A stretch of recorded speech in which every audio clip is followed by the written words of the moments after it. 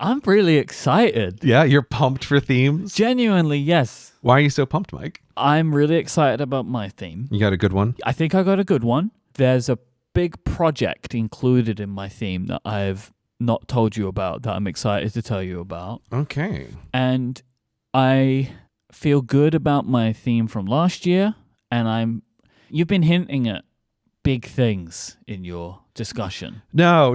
Okay, don't even dare set it up like that. What I've actually been trying to communicate is this is the year that I've, by a huge margin, taken the most notes on my theme throughout the year. And I have spent what has felt like the virtual equivalent of the past 3 days shifting through hundreds and hundreds of little index cards with random sentences for thoughts of like what was going on. See, that's exciting. To me, I'm excited about this. Yeah, so I felt a little overwhelmed the past few days of like trying to condense down a bunch of things that to me are sort of interrelated. So I feel like there's been like big thoughts this year is for me what's been going on. Gray, what is a yearly theme? That is a tricky question because a theme, to me anyway, it's very fuzzy-wuzzy. It's very hippy-dippy. It's a flexible thing that you can adapt for you. So I always feel like we talk about themes, but trying to nail it down to an exact definition is always a little bit tricky. Mm-hmm. But I feel like what you can do is you could talk about some characteristics. And the things to me that matter about a theme is, first, in opposition to something like a resolution. Boo resolutions. But like this is what started the whole thing years ago, kind of thinking about it. It's like resolutions suck, right? Yep. I'm going to set a goal for me for a year from now. Past history has always indicated this works just great. Mm-hmm. You know what works really great? A goal that you don't have to deal with for a year, right? That you also may or may not have set in a like semi-drunken haze the night before, right? Oh, well. Well, and also, like, I feel like even more than that, you're setting yourself up on January 1st to have a disappointment by the 1st of February. Yeah, and like, no one is ready to go on January 1st as well. So it's like, it's almost built into a resolution that no matter what you've decided, you're already giving yourself January 1st off. You know, you're already like cutting exceptions right out of the gate. That to me is like the key defining feature, is that it is not a goal. If it's not a goal, what is it? And I like to think of a theme as an overarching tool that you are using to help guide your thinking over the course of the year.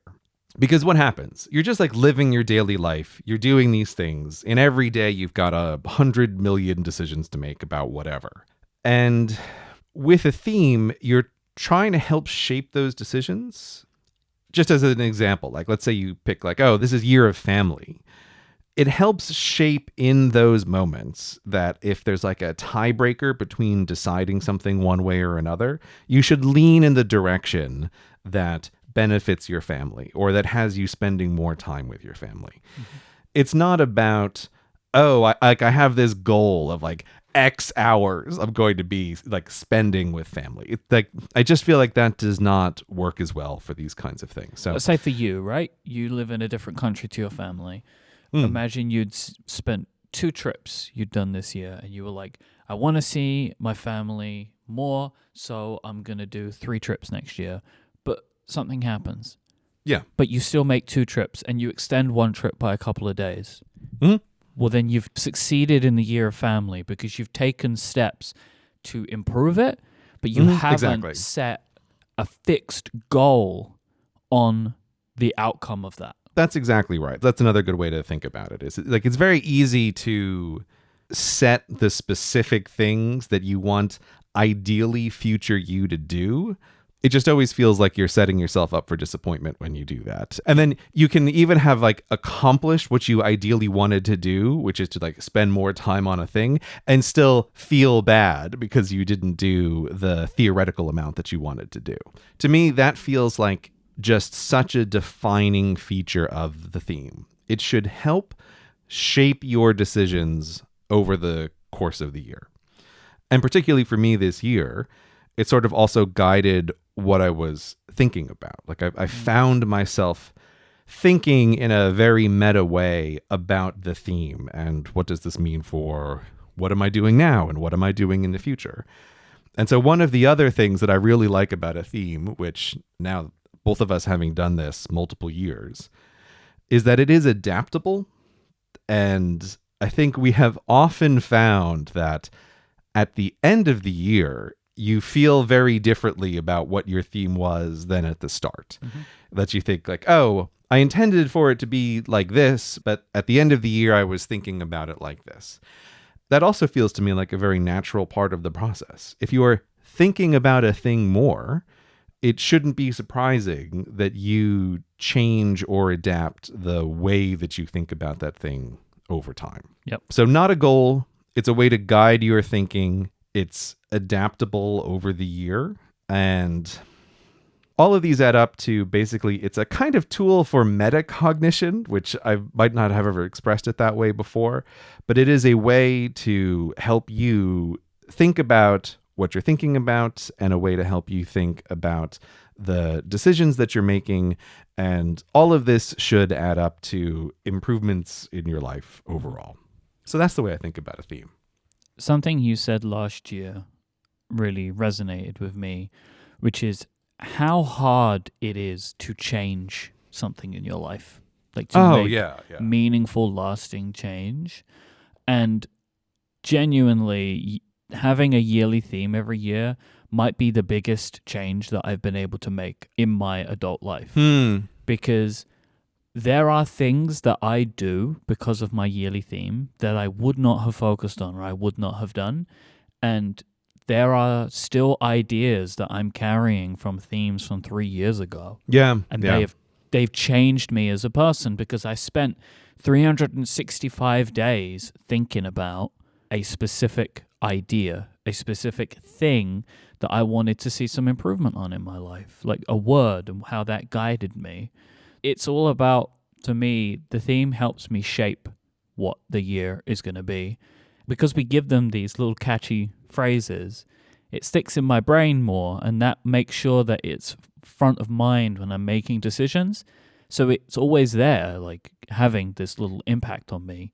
I've referred to themes before as like a North Star. Yes. And that's like one of the key ways that I think about it, is that it's always up there and it's always a place for me to move towards. And I'll just keep moving towards it. But like the North Star, I'm never actually going to get there, but I'm just going to get towards it. Yeah. And that's what it's all about for me. And so this is why yearly themes are so important to us and continue to be so. I would also add that the catchy names, I do really think are important. Like coming up with words that just stick in your mind. I really do think that this is an important part of picking the theme. Yep. It draws your brain back to it, and just having these nudges and these self-reinforcing circuits in your brain of like, oh, I'm thinking about this catchy word, or I'm thinking about this catchy phrase. It really does help affect behavior, or it helps affect long-term thinking. It's like a couple years ago, I was talking about New Decade's Dawn, and that sort of meant something for me, for my career and my work. And it's, I can still totally feel that. Like, even though that's from the past, it's still affecting a current theme, which is about work. It's like, this phrase has turned into something in my mind. So yeah, there is also this effect of them layering up over time and kind of forming a background base for your brain and the way you think about things. The names don't have to be cute and clever. Like, they just have to be something that resonates with you. I mean, it can be long and clunky as New Decade's Dawn again. Yes. I mean, I'll also do a spoiler alert for at the end. My one for this year, very clunky. You're not going to like it, right? Well, you say that. I think I prefer them that way. I wouldn't use them for me, but I always enjoy the names that you come up with. I'm going to call it right now. Worst name yet. That's good. It takes the pressure off the listener. Yeah, clever might be too much pressure. That's why I think when I made the video a while ago talking about themes, I ended up circling in on, it is a very hippie word, but I think it is the best word of resonant. You're looking for the thing that your brain reacts to. And that's not a logical process. That is a feeling process. Which word do you feel like your brain is attracted to? When you look at in comments or like other people using their themes, like which of these things do you feel like lights up a little bulb in your brain? That's what you're looking for. You're looking for something that is resonant with your brain so that your brain will also be brought back to it naturally over the course of the year. Can you give us the review of your theme for 2023? Let us know and let me know how you feel like you did. Before we do that, I actually want to have a little bit of follow-up from a theme years ago. Wow. The year is 20 what? The year is 20-something. And I had another very work-related theme. It might have been something like New Decade's Dawn. And in that discussion, I said that there was something that I wanted to make an exception for as a goal, and that was billion or bust. Oh, yeah. I wanted to be able to have 1 billion views on my YouTube channel. At the time, my best estimate was that this was a long-term 5-year goal. I thought I might be able to bring that down to 4 years. 3 years was my very aggressive but probably unrealistic timeline for achieving that. And I'm here to say that I just did it in 2. What? As of today, I have 1,000,000,007,000,000 lifetime views on the channel. Oh my God. I just got goosebumps. I had no idea about this. Congratulations. I was keeping it from you because I didn't know if I was actually going to hit it before the theme episode or if this was going to be something we would talk about in January. I just looked at the views this morning and it's 1,007,000,000. So just over the finish line in time for the theme episode. Oh my word. That's amazing. Pretty unreal. So I have an important question, but I have a technical question first because I've just gone to your page. It doesn't show me that on your About box. There's a thing that's happened here, which I wasn't really thinking about when I set this goal, is that there's 2 different metrics on YouTube. Okay. There's the public metric of how many views are there, but you as the creator have a private metric. There's a big disparity between the public and the private number. That's partly because of things like live streams. I also archived a bunch of videos this year that I thought were just out of date. Right. There's also what is now hilariously the rock, paper, scissors project, which also none of those views count. So those don't go towards the total. Because they're like not public on the page. Yeah, so what? any views from an unlisted channel don't count on the public page. Okay. But as I realized, like, oh, there's actually a big disparity between these two. The thing is, for me, it's like, man, I know that I should care about the public number, but it's like, I'm just looking at my like private dashboard and this number is getting closer and closer to 1 billion. And it's like, this is the one that my heart cares about. I log into YouTube now and it has 1B for the views. Damn. Oh my God. All right. So the more important question, how do you feel about this? Mainly, I feel great because when I did set that goal for billion or bust, I really did do my best to actually move towards that. And there's a bunch of like non-obvious ways that I could do something like that, but it provided like a real target for me. And we can get into it later, but I think there's some things about the YouTube environment that have really changed over time. I'm glad to have been able to do this sooner because it feels like I achieved this number in a time frame where this number is still meaningful. Like it's still sort of what views meant to me when I started YouTube, they still mean now. So like this metric hasn't moved. Yeah. I didn't do a thing like, oh, I've uploaded a bunch of shorts to my channel and like cheated my way to 1 billion views. It's like, no. Because you could have done it way faster.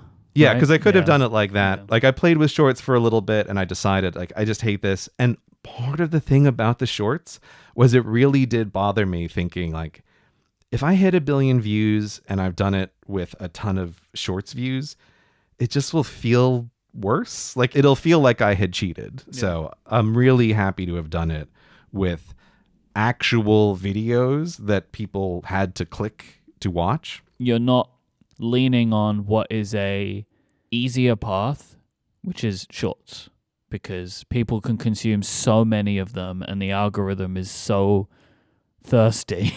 There's also just weird things where like YouTube has gotten on what I think of as the old Facebook train, where people can just promote a video, right? Like to pay to promote a video, and it just feels like, oh, right? I hate that.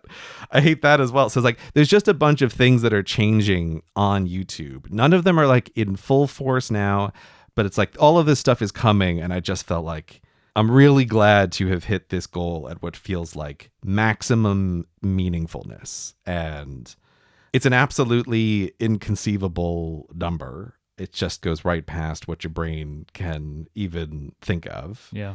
And also, quite good timing for me is one of the things I wanted to say is like, I'm always so awkward for introducing myself at conferences. Like, how do I write like the one-line summary? And this was one of the motivators is like, I'd like to be able to just say like, I run a YouTube channel with 1 billion views. Oh, great. I've got a conference in a few months. It's like, I could just put that as the bio. And it's like, no more fussing over this. It's like, no, I run a YouTube channel with 1 billion views. Great. There's my 1-sentence pitch for who I am at this conference. So that's also just really nice to have reached this before the next time that I was actually going to use it. So remind me again, when you set this, what was your time frame? So it was on the 2021 episode. Yep. And at that point, I was 300 million views short. And given views at the time, my estimate was like 5 years, maybe 4 years, 3 years if I really push it. To have actually done it in 2 years is great. So like it took you like 7-8 years to get to 700 million. Yeah. And then you did 300 million in 2 years. Yep. That's pretty good, man. That's pretty good. Like, I think it was the last 2 years' themes. You've been talking about the idea of like being serious, like accepting what that means. And this is the proof that you did that work. There's two sides to this. Like one side of it is what I've in the past talked about as not being a baby and just accepting that the marketing of the video is part of the video and not be like, I'm going to have a thumbnail from 10 years ago that I thought about for 2 minutes as like the only things to promote this video. It's like, no, I was being serious in how do I pitch these to viewers? What's effective for actually bringing new viewers in? And there's a thing that I'm going to talk about later with my actual theme stuff, but there's also something that's just been on the back of my mind for a while, which is about the videos I've released over the past few years. While they haven't been great in number, there's been an unusual number of really good videos in that crop and really good videos for the core audience. And those kind of videos, when they come out, encourage people to rewatch a bunch of the back catalog. So it's a combination of these two things that I think really were able to push it forward is be more serious about actually making it appealing for people to click on a video and release videos that the core audience just really likes and remind them why they like your style. And then they'll go back and watch a bunch of the old stuff again. So those are like the two factors that have really contributed to why was I able to get the 300 million views in the last 2 years. It's those two things together. I will also say, like, from a selfish standpoint, happy that you had that difference with the internal number because I got to find that information out live rather than if you would have done it before now, someone would have written in to ask a question about it, right? Like if it would have been on the public number, someone would have been like, oh, Gray hit 1 billion. Like, what? How does he feel? Like, I'm just happier that you got to tell me and therefore all the audience too. Right? Everyone finds that out the same way, which I love. All right, so now I'll take a second shot. I'll ask you again. How did your 2023 theme go? Okay, so 2023 theme was year of work, as always. There's some brackets. Part 1 was work while you still can. Did you forget that? I was wondering if you forgot that part. I forgot the subtitles. Myke, the subtitle was a very important part of what that is, right? Because year of work means one thing. Year of work while you still can has a very different valence to it. Very different feeling, yes. And the second part was work on your health. See, I remembered that one. I remembered it as on yourself, but like I remembered that. I thought it was like year of work and also work on yourself. I forgot the while you still can part of it. Maybe I just decided to like forget that because it's a horrible feeling. When I re-listened to the episode, when I said that part, you laughed in this particular Myke way that I was aware of, like, oh, he might have just immediately buried that thought in his brain. Like, let's not think about that. So yeah, I just want to do it in reverse order. Sure. So for health, I'm going to put this as like health and travel were sort of two things that were going on here. So yeah, the situation was I had just gotten myself, for a bunch of reasons, we don't need to recap, into like not a great health situation. And I was like, okay, I just absolutely need to fix this. And again, like while themes are not goal oriented, this is one of the places where it's like, well, I do have stuff to track, and I have like this little wiggle room around goals. This is like the way I think about it in my head. It's like, you don't want to set goals, but trend lines are okay. Like you want to see trend lines going in the right direction. Because like if you say health, then you can look at trends and you can see where they're improving, and then that's good. But if you had said weight, or if you had said how much can I lift, like these aren't in the spirit of themes, right? But if the idea is just like, I want to improve my health, well, you can take a look at where it's improving and be like, oh, look, I did it, right? So like that's the difference. Yeah, I know. I do feel like this is one part where I like slightly rules lawyer myself about the themes. It's like I just feel like trend lines are getting slightly close to a goal, but I do agree with that distinction. Like it does matter. And it also matters partly because of, like you said, ideally the theme is broad enough that it is also flexible enough, right? Like a theme that was like, this is my year of biceps lifting more. It's like, well, now this is too specific, right? Like now you've just made a goal out of your theme. But yeah, so listeners over the year will know that I had like 100 little jibes about the Apple Health app, and this is the reason why, because I was thinking about my health a lot, and so I was looking at that app and just like constantly checking in on how are things going over the course of the year. And I'm very happy with the way things went. Like the big headline marker here is that I dropped 12 percentage points in body fat. So I went from well above the average to below the average now. I've still got like, depending on what metrics you use, I've still got like maybe another 5 to go to be in like the firmly healthy range. But boy, I'll tell you, like you just really feel that change in percent body fat over the course of a year. Like you really do. I was also tracking just a bunch of other things. And for me, the other main one that I was looking at was like VO2 max. Okay, so basically VO2 max is like a proxy for your aerobic health, and kind of talking about how themes layer on top of each other. Past me would just never have been able to care about aerobic health in any way. Listeners who have been on this journey with me, they will know, like it took so long to get me to care about physical health in any way. It took so long to start establishing just minimal weightlifting as some kind of repeated health habit, to have like this, what I think of as the basic platform for any kind of health in my life. Like even at my highest percent fat over the course of the year, I was still doing okay on the strength front compared to previous me who just never done anything like this. Yeah. So I feel like it kind of built up, and this year, much to my own surprise, I was actually really able to make it part of the routine to add on top of this just doing much more aerobic exercise than I've ever done before. What really helped was to have a specific goal, right? So in the past, right, people are always like, you need to do aerobic exercise. And it's been like So what? I just need to be on this treadmill until I'm too sad to be on this treadmill anymore. That sucks. I hate this.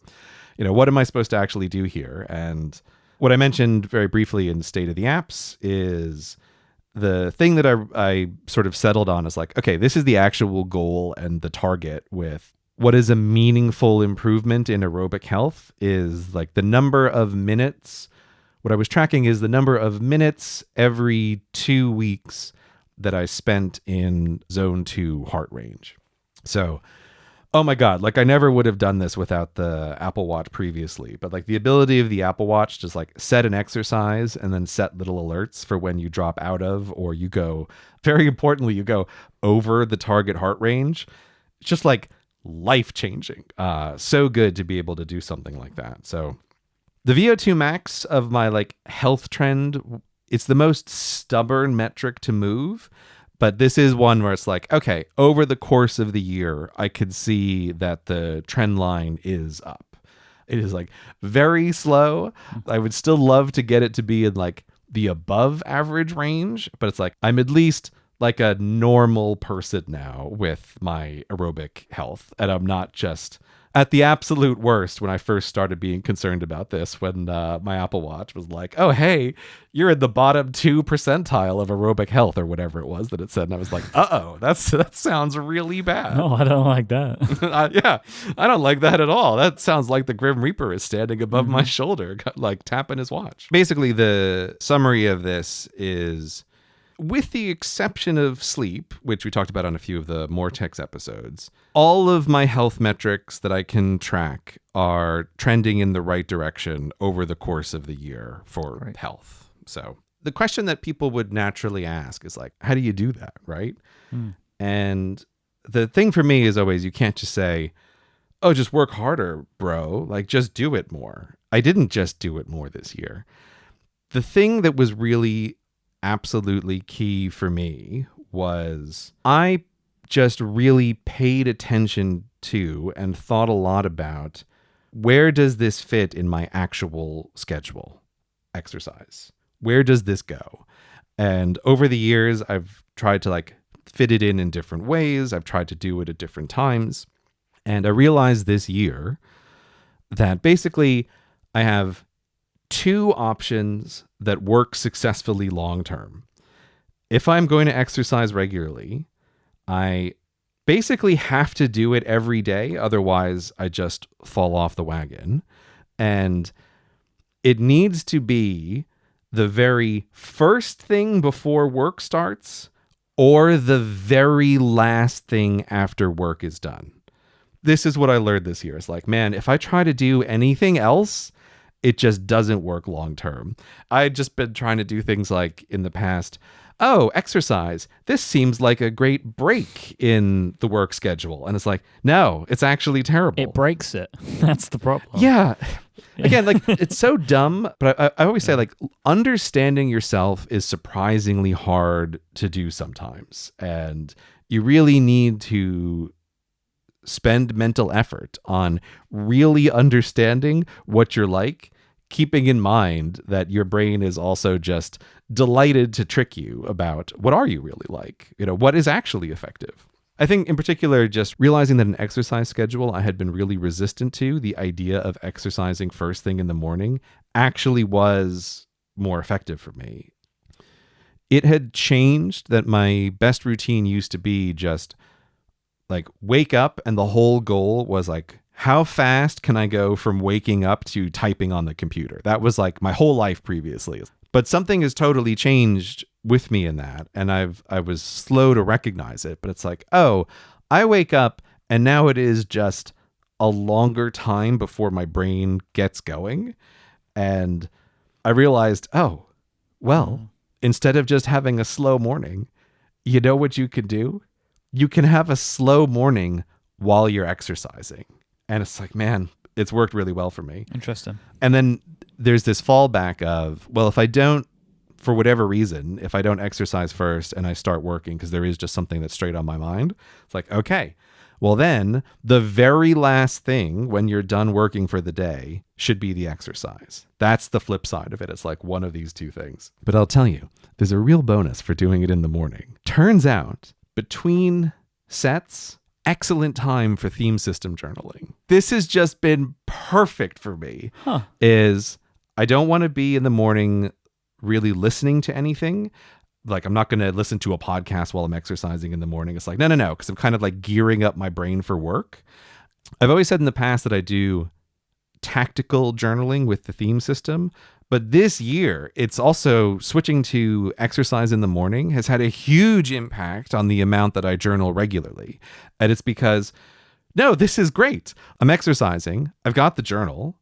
And what am I doing? It's like, oh, you're doing some exercise and then you have to wait 2 minutes before you do the next set.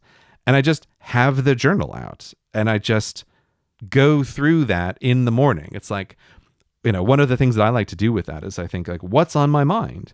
And it turns out, well, if I'm going to be exercising for like 45 minutes before I start to work, I actually have a bunch of time to really think about what's on my mind. I have a bunch of time to really think about. For me at the bottom, I like to put like 2 things that I'm going to try to do for the day, like the top 2. I have a lot of time to think about that.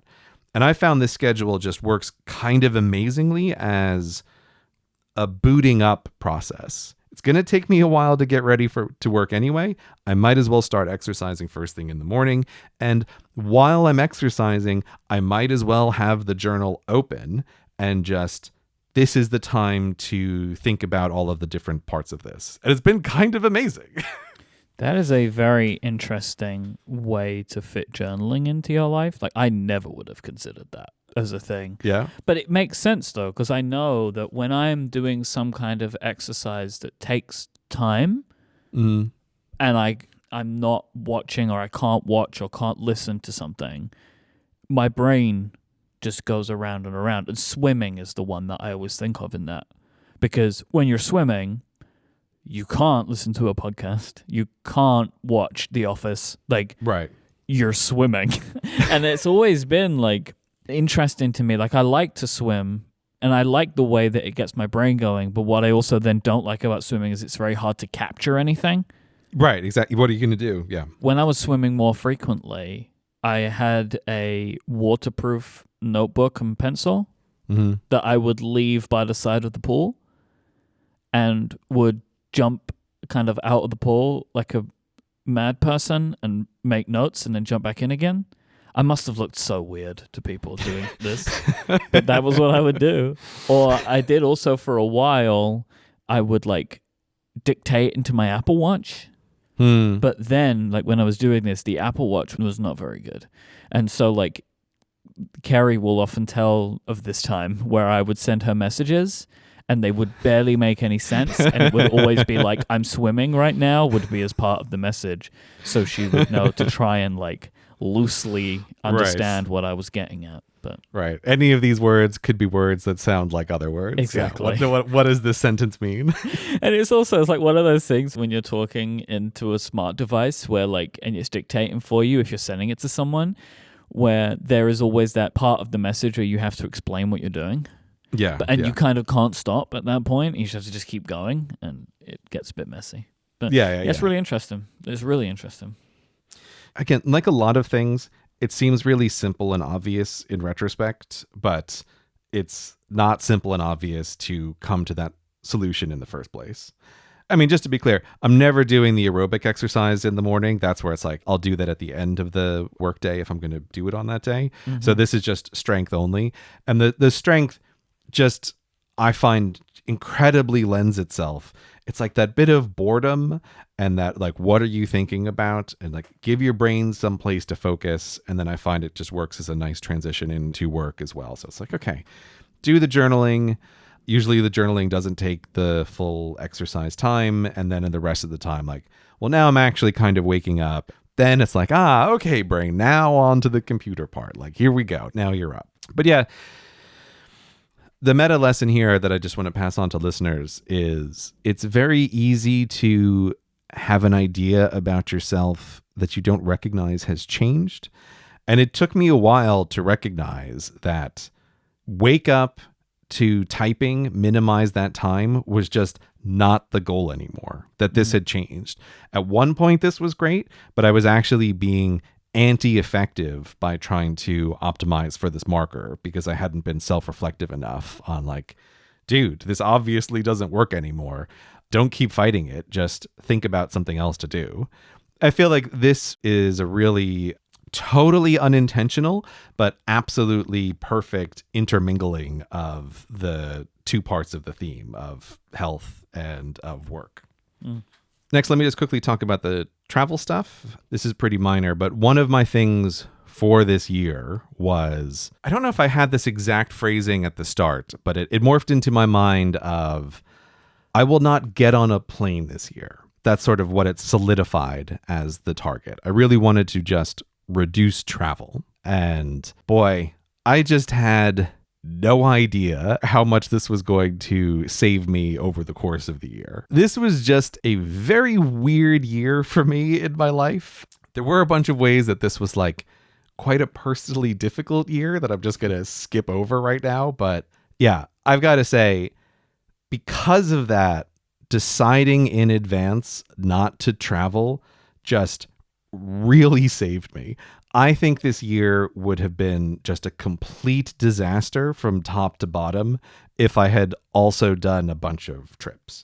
And as you know, like, travel just really affects me. I feel like it always throws, like, whatever the actual time of the trip is, I feel like 3x that time gets messed up for me on either ends of just like, I'm less effective. I'm not focused on things. I'm focused on the actual travel itself. And so, yeah, this was just so good to do. But boy, the year really did test me because I just had some uniquely interesting travel opportunities come up. And to me, it's just such a good example of how in life, it's like, there's just trade-offs. That's all there is. There's no perfect solution to a thing. There's only trade-offs. And I definitely traded off saying no to some interesting things.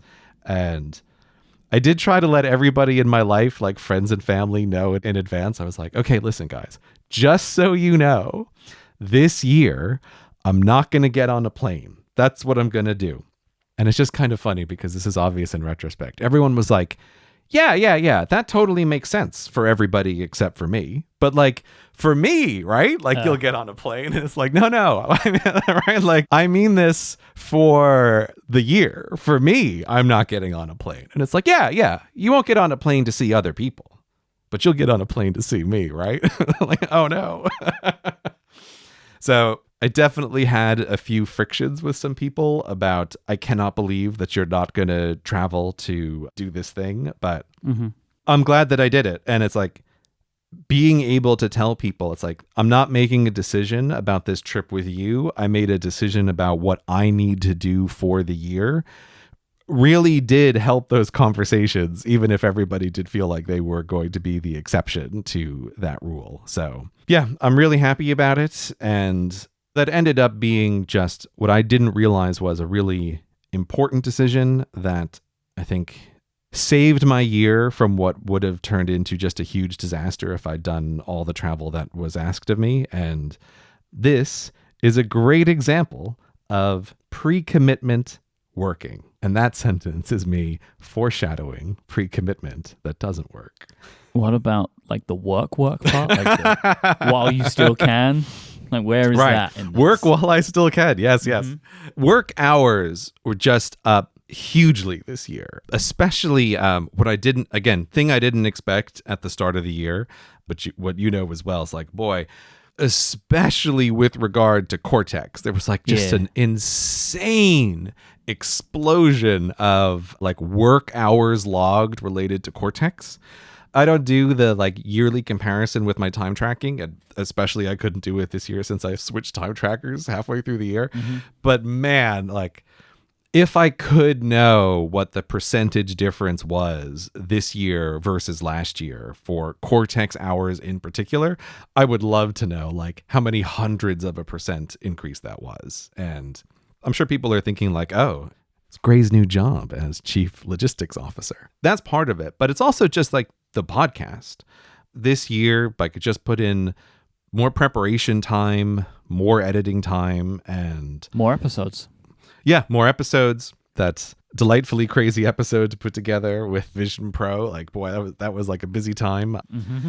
But yeah, I feel like it's in Cortex land. Like it's really paid off on both fronts. Like the Cortex brand stuff has paid off hugely, and I also feel like the extra time put into the show has paid off really well. Like I'm just so happy with the way that it's gone. I don't know how it feels from your end, but it's just something that I wasn't really thinking about at the start of the year as something that would change. But yeah, all hours are way up, and Cortex hours percentage wise are up like just some insane number. It doesn't surprise me because I know that my hours are up as well. So like they would go up together. Yeah, I guess that does make sense. Yeah. But that doesn't have to be the case. But I know that it would be the case this year just because of what the work has been and how we've been doing it. It just makes sense to me that ours will go up. I mean, and I just figured yours have anyway because I just know how much work you've put in on the logistic stuff. So it just seemed natural to me that would be the case. But I do follow a similar feeling to you of I've been very happy with the output of the show this year. I feel like it might be the best year for content. I've felt very, very happy with the content. I felt very happy with the way we've planned it out. Like all of that stuff feels better. And what makes me happy about it is it doesn't feel like a fluke. It was planned this way, and we have better plans in the way that we're thinking about how the show is produced. So I'm pretty enthused about that. I mean, there's so many episodes and so many years now. It's hard to like rank order them in any way, but that is my gut feeling is the hours have paid off in just quality shows, and anecdotally, I feel like I've gotten way more compliments from people about liking particular episodes. You know, that's always hard to know. It's hard to remember, but yeah, it's an interesting question. But yeah, I think it might be the strongest year for the show, and it also does feel like it's not fluky. Like we didn't just happen to have a couple of topics that went really well. Yeah. One of my things for this year with work time, because my thing was sort of like the inverse of yours, where it's like I'm focused on the work days and you were focused on the weekends. Yeah. And I was really careful of like, okay, when I was having busy times this year, my big concern was like, I don't want to have just an endless number of days that like mush together. It is important to have defined breaks, but I did kind of cheat the weekends a little bit. So for parts of the year, I wasn't running on... Okay, here's a thing I don't recommend people do. I wasn't running a 7-day week. I was running a 12-day week instead. So what I was doing is 3 days on, 1 day off, 3 on, 1 off, 3 on, 1 off, repeating this sequence of 3 sets of 4 days with a different pattern of like, what am I going to do on every day? This is a moment where I legitimately wish we produced a video podcast because I didn't make any sound that could accurately get across what my face was doing while you were explaining that. How would you describe your face? I feel like I was just loading. Well, look, we all know that the 7-day week is terrible, right? Sure. We all know this. Sure, we can all agree on that. We can all agree on it. And what everybody wants is it to be longer. That's what everyone was thinking. We're all in agreement. Well, I mean, if it was longer with more weekends, I think people would be in agreement. But yeah, what I don't recommend people do is that they set up a bunch of repeating events on their calendar to try to create a 12-day week on top of their calendar, which only wants to know about 7 days. Yeah. Although I will say, Fantastical is really valuable here because it lets you set like the 2-week view at any number between 1 and 14 days, I think. Ah, great. Thanks, Fantastical. 12 days. That is a very strange feature to have.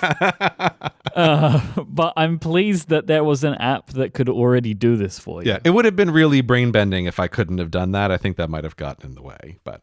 Yeah. I sort of played around with this for a while, and I discovered like, oh, I think this really works well for a sort of crunch time schedule. So it's fewer weekends than would normally be the case. Right. So obviously also as part of the year of work. I did several greycations over the course of the year, and I was mostly running the 12-day schedule while I was on those greycations. It's like, okay, I'm going to do 3 intensive days and then like 1 easy day and 3 intensive days and then 1 easy day. And I think that works really well for me. I did learn a kind of personal lesson with regards to happiness and particularly working on videos, which was weekends are important, but I can enjoy a weekend day much more if I have done what I think is like the minimum possible amount of work first thing in the morning on that day. And so what I've also just gotten into the habit, like when I talked about exercising every day, it's like, okay, even when it is the weekend and my wife and I have planned like, oh, we're going to go somewhere later in the day, I'm still going to get up pretty early. I'm going to do exercise, and I'm going to do like an hour of writing. And I kind of learned like, oh, this lets my brain really just relax and enjoy the rest of the day. It sounds weird, but doing 1 hour of work on a weekend day made that weekend day more relaxing than if I hadn't done that single hour. Okay. It was just a bit like, oh, my brain can actually let go of a thing. So that was kind of something that I learned about myself this year, and like had a conversation with my wife about this of like, okay, here's something that we're going to do. And she also could see over time, she goes, oh yeah, you just are way more relaxed if I leave you alone for, an hour and a half first thing in the morning. And then we go do whatever we're going to do. Like she also appreciated that this is better for her than me getting up and feeling like, okay, I'm going to intentionally not do anything this morning. So now listeners might be asking, where did all that time go? Right? Like, what's happening with all of this work? Well, you made like 400 videos. Well, okay, this is part of the weirdness of my year. So I want to talk about what I've been thinking about all year and have had a really difficult time to try and articulate it until now. You and I, Myke, a couple of times throughout the year were like, hey, Gray's thinking about work a lot. Like, let's talk about a thing. And we never did, because I was always like, I just don't really know how to express this. So year of work caused me to think about my work a lot, which means thinking about YouTube a lot. So I want to talk about the best I can do to summarize a bunch of complicated thoughts that I have had over the course of the year. Work while you still can. When I said that last December, the main thing that I was thinking about was AI. Oh no, right? Yep. ChatGPT had just come into existence. We were all staring down the glowing eye of our potential destructor thinking, well, how's this going to go? But I'm just going to, for this, I want to take that topic and I want to shove it into the future, right? Once again, we're like, AI, not going to talk about it now. It was the source of like my worry though for the while you can. And while that's what I thought I was concerned about at the start of the year, I realized there's something else that's going on in the world, and in the world of video content in particular, that is also very concerning and that I need to think about for like, what does this mean for me as someone who makes videos? So we've discussed in the past a little bit, we've kind of touched on an idea in economics, which is called the missing middle. Now, for actual students of economics, I'm going to kind of like mix together a bunch of different concepts under this header. Don't worry about it. And so people will recognize this phenomenon of, in any market for any kind of product, the longer that market exists, the more products in the middle get pushed out.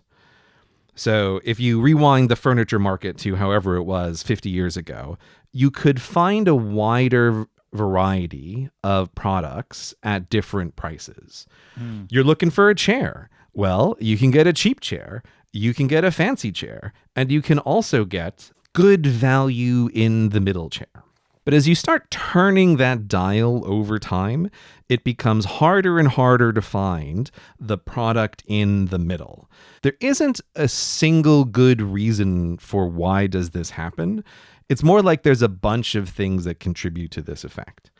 One of the things that contributes to this effect is just economies of scale.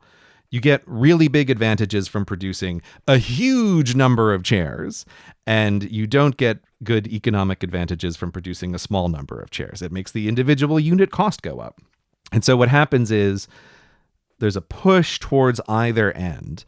A company is probably going to make more money manufacturing 1 million chairs that they're making a tiny, narrow profit margin on, or a company is going to make more money by producing a small number of very high quality chairs.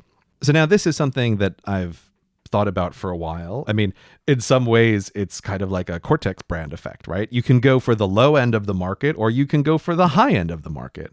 But if you go for the middle of the market, you will almost certainly find yourself pushed towards one end or the other over time. Mm-hmm. Now, what I hadn't really fully considered before is that this is not just constrained to physical things. It is also true for the entirety of the entertainment industry. And so YouTube and online video is a relatively young market.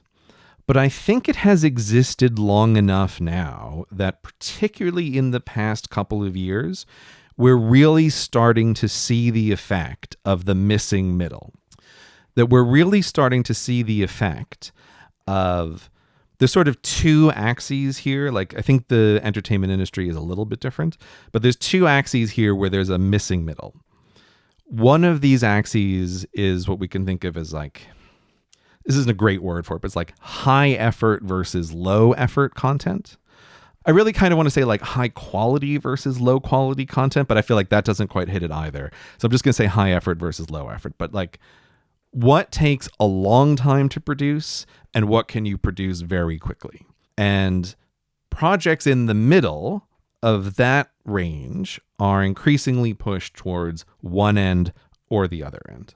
The other axis is long content versus short content. We've even talked about it again without like really thinking about it in the past couple years of just mentioning, for example, like, oh, wow, it seems like more and more content creators are going longer and longer periods of time. Yeah. And then they're producing a video that's like 3 hours long, right? Yep. Everybody has their favorite creator, right? Who like within the last couple of weeks has dropped like a 12-hour video or something. Yeah. Like I actually went and checked a bunch of my subscriptions and the effect is even stronger than I thought. Like the number of creators I follow who haven't uploaded anything in over a year is huge. But now. They're still active. Yeah, they're still active creators. Yeah, it's right? not like they stopped. They haven't stopped. Yeah. Oh, wow. This effect is way stronger than even I thought it was. And I was already thinking about this. So there's a push towards long.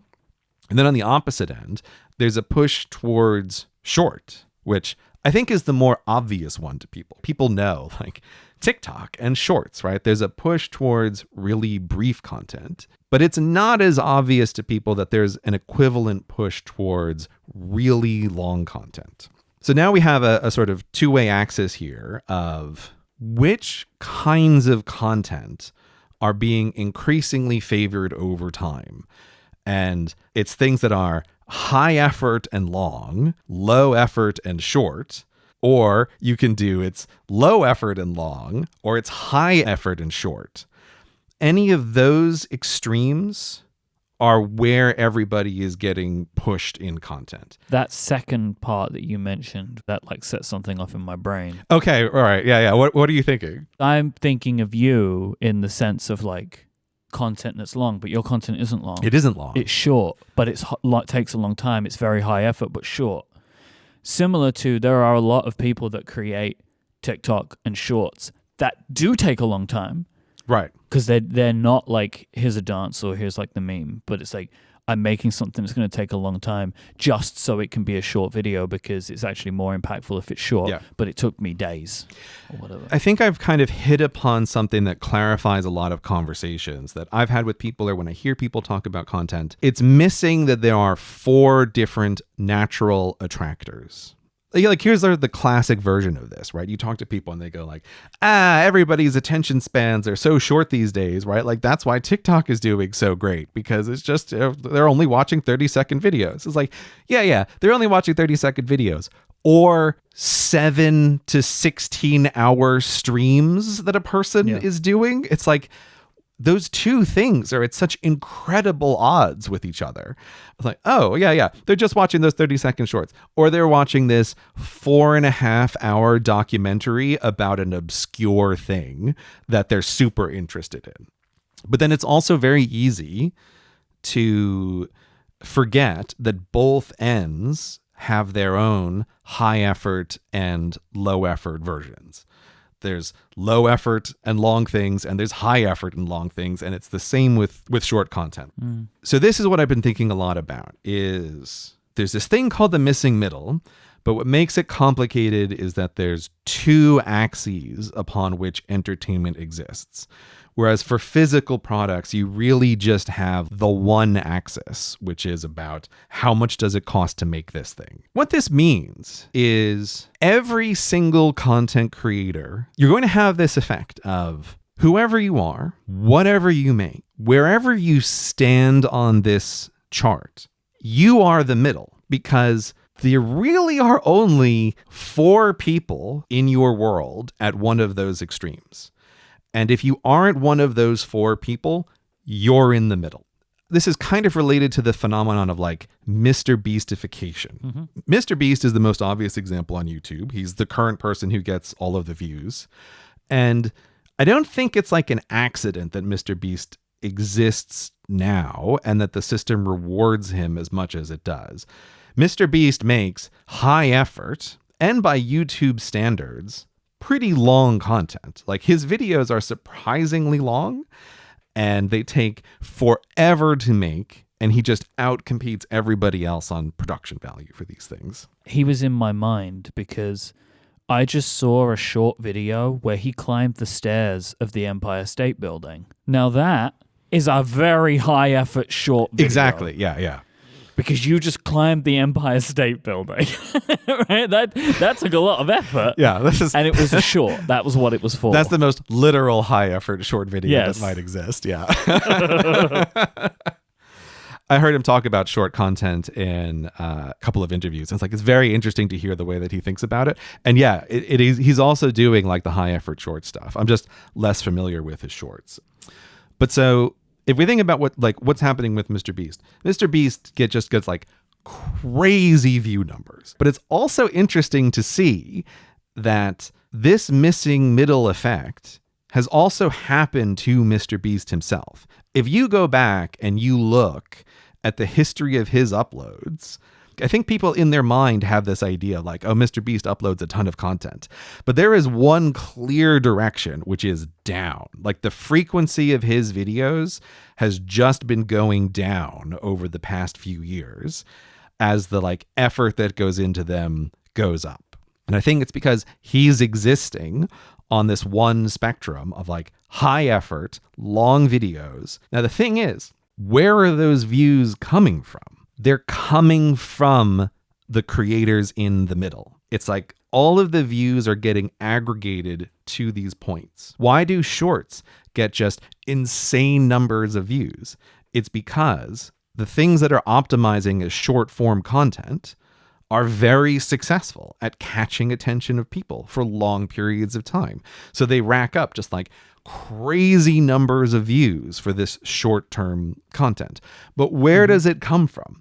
Those views, again, are coming from videos in the middle that are not getting watched. When you're saying coming from, what do you mean? It's not entirely true, but we can functionally think of it this way, that the number of human hours that can be spent on watching YouTube right. has basically been maximized. Yeah. So here's one of the things. Like, why hasn't the missing middle phenomenon reared its head sooner? The reason it hasn't reared its head sooner is because YouTube was growing, and that growth allowed just an increasing number of views, an increasing number of human hours to be spent on like whatever's there. I think this is also where like when the pandemic hit, I think that growth was at its end, and then the pandemic kind of artificially hid that by massively exploding the number of hours that were available for people, right? But that growth and that artificial bump are over. You know, it's kind of like famously the Netflix CEO years ago said like they view their prime competitor as sleep. Yeah. It's like, boy, if you really think about what that means, that's really horrifying. But it's getting at the same idea that they've kind of like optimized the number of hours that a person is going to spend watching Netflix. And so the only way to increase that number is to like push into people's sleep. I wanted to clarify it because like when you're saying it's coming from the people in the middle, what you weren't saying was the people in the middle are generating that content. Yeah. What you're saying is people that would have made content that was in the middle of the time effort scale, those views don't exist for them anymore. Yeah. And that thing, the Netflix thing, lots of people have said some version of this where it's effectively you're just competing for time. Like that's actually what everybody's competing with. Where like it seems very strange, but people listening to this show right now are not watching Netflix or they're not listening to music on Spotify, or we're not just competing with other podcasts. For somebody's time, we're competing with anything they could possibly be filling their time with for their attention. Yeah. That's how like these big platforms think about that. Netflix are competing with video games as much as they're competing with other streaming platforms. Yeah, exactly. And I'm trying to keep this relatively constrained, but there is another big part of this, which I think will probably make sense to talk about in another episode. But that idea is also related to something I've been thinking about quite a lot this year. And I think is also, it leans right into like, why is the missing middle phenomenon occurring? Because we're in a time where, not even necessarily on purpose, optimization is occurring.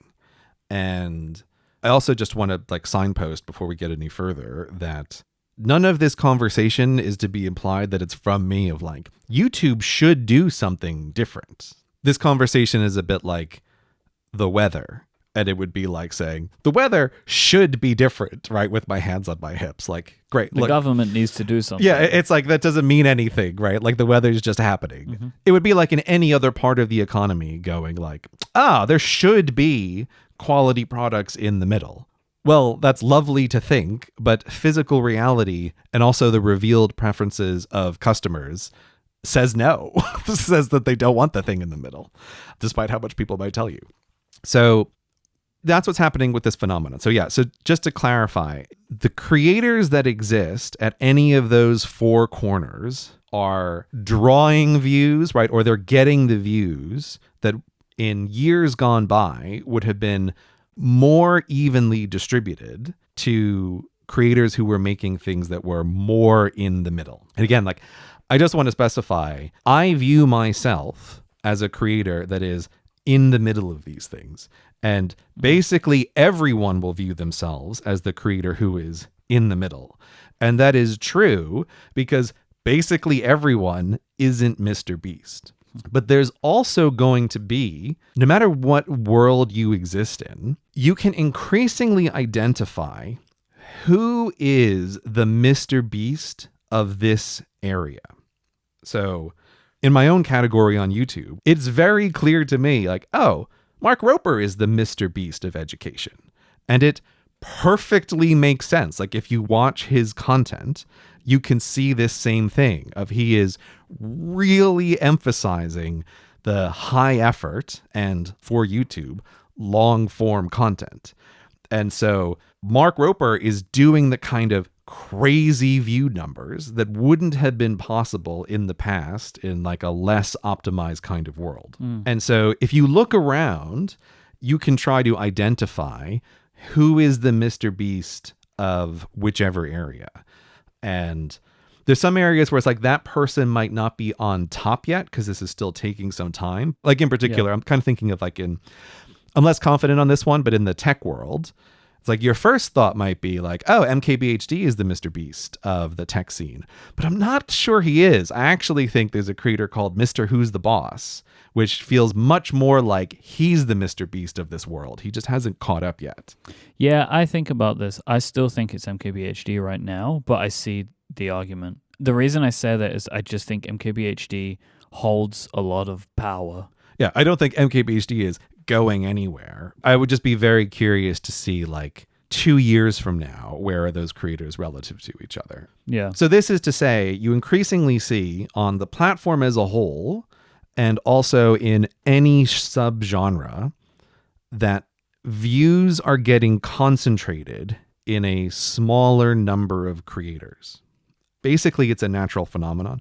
There are algorithmic reasons that I think that happens that sort of don't help, but even without them, I think the phenomenon would still exist. I think this can just be a difficult topic to talk about, especially sometimes with other creators, because this is also very much a relative phenomenon. So someone is either more extreme on any of these axes relative to you. So I can think of creators who, from their perspective, I am the low effort, short, fast creator. And I can think of creators who, from their perspective, I am the high effort, long creator. It's like one of these graphs, right? Every point on the curve, you can look down and up and you see the exact same effect. But just what happens is the further along the curve you get, the stronger that effect is. And also, the more you go over time, the curvier that curve is. Anyway, this is the reality. The missing middle has come to entertainment. I don't think that this effect is widely seen because it's sort of subtle, it's small, it's not obvious on any particular video, but pretty much everyone I know, if they look through their analytics and they think about their videos, can feel this squeeze happening. Oh boy, a video that I used to think was going to get X views actually got 70% of X views. And those views have gone to the extreme creators. I think it's a thing that all creators need to be worried about because not everyone can be the person who optimizes to be the most extreme version of that thing. What this means for me is that if you depend on an algorithm to bring viewers to your content, this is disaster and bad news for you, no matter what else might happen with AI. I think AI will accelerate some of these trends, but even without it, it doesn't matter. This is just an economic effect that is in place. And so I think this now explains why. Why is it that I spent a huge amount of time this year switching over to make sure that I had a website and an email list that really worked in a successful way, that wasn't working against me as I gained more people actually following me. It's also one of the reasons why Cortex has been on my mind, because Cortex is charmingly old-fashioned in the way that it works on the internet, right? Yep. People subscribe, and then what happens? They get an episode, and it's delivered to their podcast player, and they can actually just listen to it. And you can, as the creator, be reasonably confident that they at least have a chance that they're actually going to see it. So this thought has just completely shaped the way that I've picked projects. It's completely shaped the way that I've been working on a lot of stuff in the background this year. And it has just been so top of mind. I feel like it has touched everything. And so very early in the year, a bunch of my plans that I was kind of thinking for ooh, how do I want to do things? It's no, I'm kind of scrapping all of this. I'm working on a ton of the back end stuff. I'm going to flip all of that over. And in particular, I want to think about the kinds of projects that I'm working on. And I want to think about how is it that I can actually ensure that the people who really like my stuff can see it in the future. And I need to be able to get people to be actually following me in places where I can be reasonably confident they will be notified about my stuff. And fundamentally, YouTube is just not going to be great for that. So that's been one thing, is how do you get people to actually watch? You need to get them in like places where they can be notified. And then the second thing is just thinking about my work and what do I make that I like and what do people who like my stuff like. Someone left a comment on one of my videos that I really liked. The best projects to watch or to read are the kind that really hurt their creators in the process. That just totally nailed something that's right. Suffering for your art. I mean, that's a very pretentious way to put it. But it's the same thing, right? There is something there, and it kind of hits the like high effort axis. And when I think about the videos that I've made over the past couple years, the things that really did help allow me to hit that billion or bust so far in advance, the commonality of them has been, boy, it's just been videos that have freaking killed me in one way or another. It's like, oh, that runway video, so good, but goddamn, was that just brutal.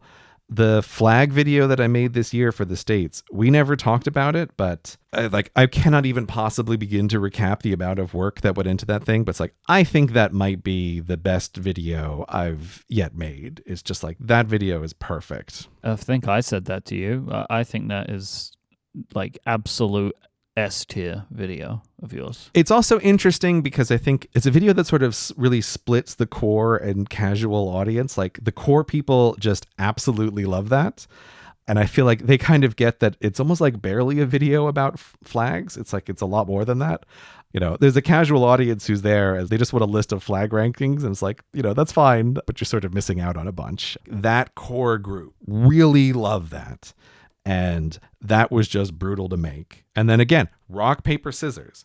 What a nightmare. Don't need to recap it, but rapidly moving its way to be the most viewed thing that I will probably ever make, if you want to count it in like the weird way that may or may not make sense to count it that way.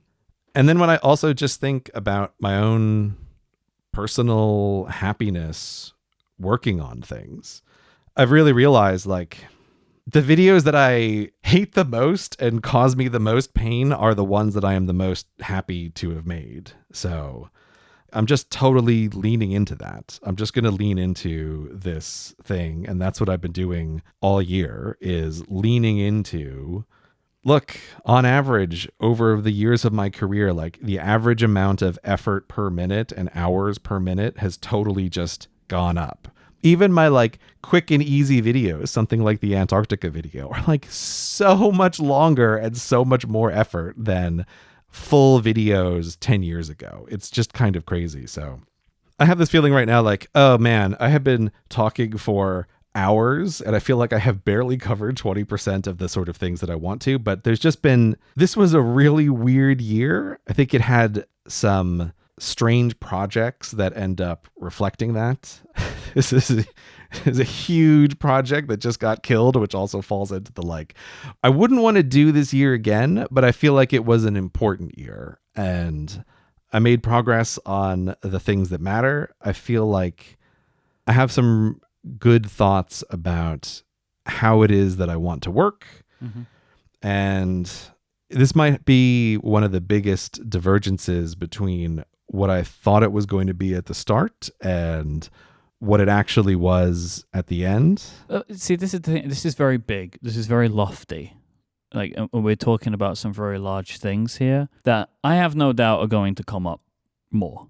And I know this is one of those times where you're going to listen back to the episode and you'll have I'm going to hate it. I'm going to hate every second of this. No, not that. You're going to just have things that you're going to want to expand upon more, and we'll talk about them on future episodes. But I think what you're highlighting here is an example of how your theme helped you, where like you had this idea of work while you still can, and your initial feeling was that it was going to be AI related, but you kept it broad because it was like you knew there was change coming. But then throughout the year, you've been able to adapt to the idea of like, oh, the change was different, but I'm still aware there's change. And so the work that you had done in trying to prepare yourself for change could still pay off, and you could like guide it differently to kind of where you are now. I think you've summed it up very well, Myke. All right. You have to tell me about how your year went. So mine is simpler. The year of the weekend. The description that I gave was in the idea that over the years prior, what I was trying to do and was successful with was to bring more structure to my life. But at the same time, I have more and more projects coming my way.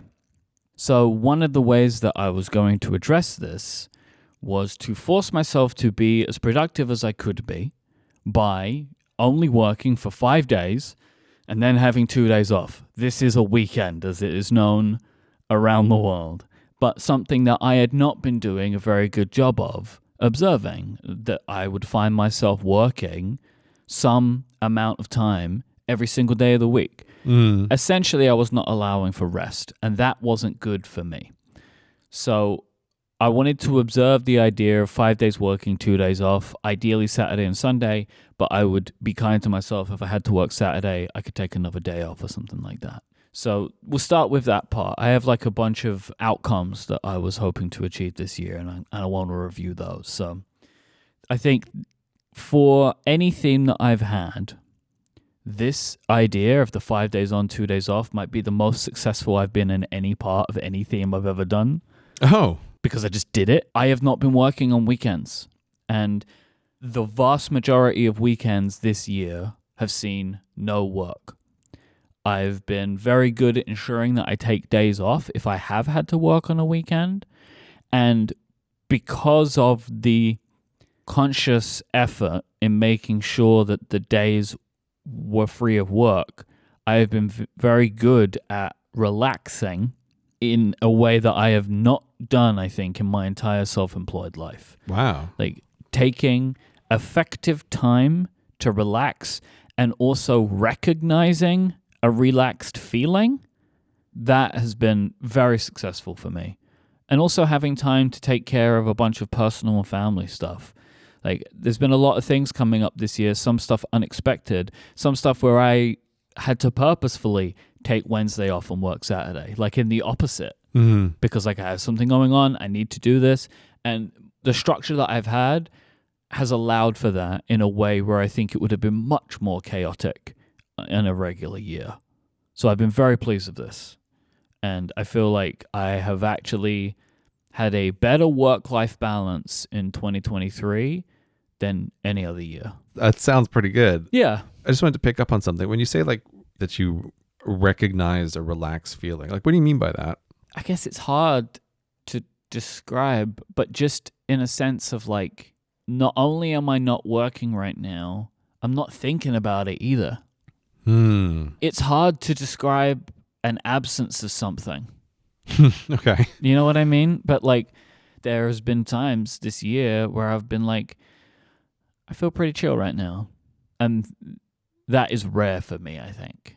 And this is not to say that this year hasn't been stressful. I would actually say, for stress, this might have been one of the worst years of my adult life. That's sort of why I wanted to expand on that a little bit, because from the outside perspective, at least of what I am aware of in your life, like, you know, a person never knows the full extent of what is going on in someone else's life, but your life has seemed to me the most stressful probably of the time that I have known you. Like, I feel like the only asterisk to that is maybe like one of the first couple years I might have known you, but I just don't remember well enough. So yeah, this has seemed like a very stressful year from my perspective. So it feels like a extra accomplishment for you to feel relaxed this year then. Exactly.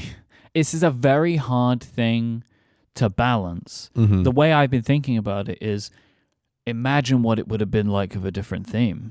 Right. Yeah. You are right. You know enough about everything in my life to know that this year would have been very taxing, very stressful. But the fact that I had the year of weekend in my corner meant that when nothing was going on, I was able to truly savor that time. Right? Like, if I was like, oh, today I have no appointments, I have no shows, I am going to just enjoy my day, or I'm going to tackle that project that I've been wanting, or I'm going to play that video game. Like, it almost helped clarify that when something wasn't happening, I was actually achieving something by Right. doing nothing. Right. Okay. And under a different theme, this would not have worked for me. Say like a year of growth or a year of work or a year of foundation, I would have run myself ragged this year because I would have been trying to squeeze as much as I could into the time where stuff wasn't happening. And it would have been too much. So it's very strange to have had such high stress, but also to feel relaxed and like to feel like my work life was good, like the balance was good. But the thing was, even though there was stressful things happening, it wasn't ending up in putting more hours in. It was just like, that's not going to solve this problem. Right. So I just have to make sure I'm keeping things balanced. So in that, more family time has been one of the bigger effects. I think I've done very well not working weekends, giving myself the days off, and the number one person I'm able to then spend time with is my wife. And we've had a lot of time together this year, and a lot of it has been spent like settling into a new home, but it would have been so much worse if I wouldn't have been able to do this. Like, we would not have been able to get things to the point where they are now, where we are mostly settled and our house is starting to feel like a home now, because I've had the time. And I also feel like I have increased the amount of time that I've spent with my wider family. I can always do better at that, though. But I've been able to be more available to my family. Like, if my mum's needed something from me, I would have been more able to be like, I can come over on Tuesday. Where like before it might be like, what are you doing a week Sunday? Which is not good. Yeah, that's really not good. Yeah. I can schedule you in 3 weeks from now. It's not great. Because like this is one of these things where when I was working basically every day, people in my life wouldn't understand why I couldn't be available for them. It's like, well, if you worked 7 days a week, you probably wouldn't be available for me either. So that's been very positive. I mentioned the house and the home stuff. I wanted to be handyman Myke this year. Oh, right. Yes, that's right. I forgot. Maybe the least successful part of the theme, to be honest. I would say I have gotten better at picking up house projects and doing things, but nowhere to the level that I wanted to be. I would say, though, that this has been part me, part just the house itself. I don't really feel like our house has been conducive to the idea of home projects until kind of like about now in a lot of instances. Like a lot of the things like the homely stuff that you would do, we kind of haven't been able to do that. Like we had actual more work to have done on the house by professionals than we'd considered when this time last year. Yeah, I don't know. I feel like it's because you just didn't get the hammer jeans. I also like didn't have a pair of hammer jeans, and that, you know what? That was probably what held me back. It probably held me back. The hammer jeans would have changed everything, Myke. I think you're right. I would say also this is something where I feel like I have prioritized work stuff over these projects. It's something that I will continue to want to spend time being better at, because it's something that I do want, but I haven't got my priorities in check when it comes to this stuff yet, I think. So I wanted to be both smarter about my scheduling, so not booking like one appointment into a day that was otherwise empty. And I also wanted to start to change my feeling of needing to be connected to work all the time. I will have more to say about these in a minute, because I think I found a better way to do this. Like, I got a little bit of the way there, but this is part of my 24 theme now. And I wanted to, with moving into a new area, experience that area and spend time with my friends. This has been so great. I had no idea what 2023 was going to give me when I set this. So one of the biggest changes is 2 of my oldest friends just so happened to move within 15 minutes of my house. And that is lucky. It's been amazing. And we have gotten to spend so much time together this year. Scheduling is particularly problematic between the 3 of us. We're all very busy, and they travel a lot. They travel much more than me. These 2 friends travel more than me of 2019. Oh, wow. Okay. Yeah, they are very international people, but we're committed to spending time together. The best thing that we had done is if we would see each other, we wouldn't leave until we'd set the next date. Yeah, that is so key if you actually want to keep up a relationship. It's so hard to do, but yeah. I'm the problem now, though. Like, I was doing that. I was taking that mantle and making sure that we would do it. But then stacked September came. Right. And I was like, guys, I'm not going to see you at all in September. And now, since then, it's been almost impossible to try and arrange something via WhatsApp for the three of us. But we will get back to it, and then I'll get back on the wagon again. But this combined with, like, they live close to me, so I'm experiencing things that they enjoy in our, like, shared area. But then also, like, me and Adina have been kind of venturing wider and wider from our neighborhood into, like, neighboring neighborhoods. And this has been fantastic. And I feel like the groundwork has been laid for this, that it's becoming part of our lives to experience things that are local. And the great thing is we've moved to an area where this stuff is around, so like that's not going to change. So that has been the biggest surprise and one of the biggest impacts for my mental health this year is these two things. And again, it was like, I'm so happy that I made it so I was allowing myself this year to have a better work-life balance, because it has allowed for these things to happen, where if I was maintaining my 2021, 2022 kind of mentality with my schedule, this just couldn't have occurred. Yeah. Because it's hard enough with me working the 5 days that I work, because I work such weird hours. If I also didn't have weekends free, I wouldn't have been able to take advantage of any of this. Yeah, I mean, that's incredibly fortuitous for you. Like, maintaining friendships is so hard, and one of the primary reasons is just lack of proximity. Like, lack of proximity will just kill a friendship dead 99 out of 100 times.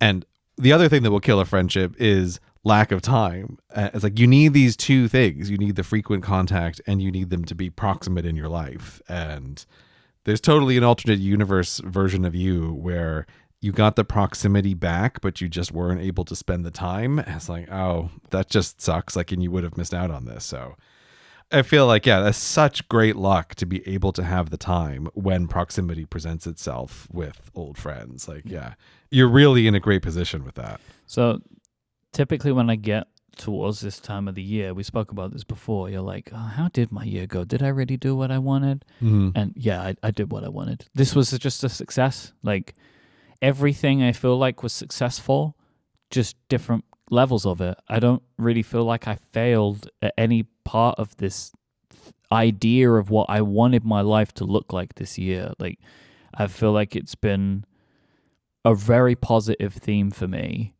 and I feel like I'm going to be carrying this one forward very easily. Like, it's changed a lot of my approach to work, and I'm just very, very happy with the way that it's gone.